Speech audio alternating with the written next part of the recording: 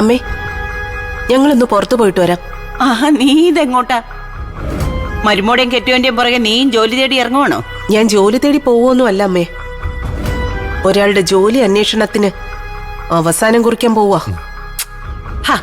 നീ എന്തോന്നാ പറയുന്നത്? എനിക്ക് മനസ്സിലാവുന്നില്ല. എന്റെ മുത്തശ്ശി, ഒരു പെരുങ്കള്ളിയുടെ കള്ളത്തരം കയ്യോടെ പിടിക്കാനുള്ള പോക്കാ ഞങ്ങളുടെ. അയ്യോ, നിങ്ങൾ ഇങ്ങനെ വളച്ചു കെട്ടി പറയാതെ കാര്യം എന്താന്ന് പറ. ഞാനും കൂടെ ഒന്ന് അറിയട്ടടാ. അമ്മേ, ഞാനും ശരത്തും കൂടെ ഒരിടം വരെ പോവാ.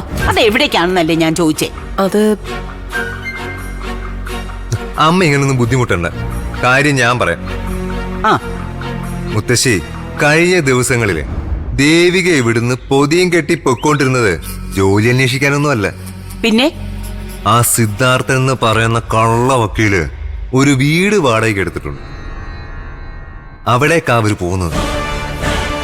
അവരെ അവിടെ ചെന്ന് കയ്യോടെ പിടിക്കാനാ ഞങ്ങള് പോകുന്നത്.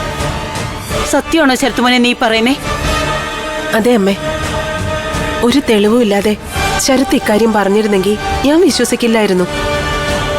പക്ഷേ ദേവിക അവിടെ ചെല്ലുന്നതൊക്കെ ശരത്തിന്റെ മൊബൈലിൽ കാണിച്ചു. മുത്തശ്ശിയെ ഞാൻ കാണിക്കാം. കണ്ടു.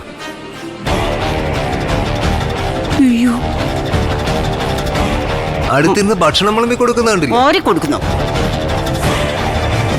തമാശ പറഞ്ഞിരിക്കുക. എന്തൊക്കെ കാണണം. ഇവിടെ അവർ രണ്ടുപേരോട് ചേർന്ന് അടിച്ച് തളർത്തിയിരിക്കുന്ന നിത്യക്കുട്ടി അനങ്ങാൻ പോലാവാതെ കിടക്കുമ്പോഴാ ഇതെല്ലാം. ഭയങ്കരി. പാർവതി, ഞാനും കൂടെ വരാം.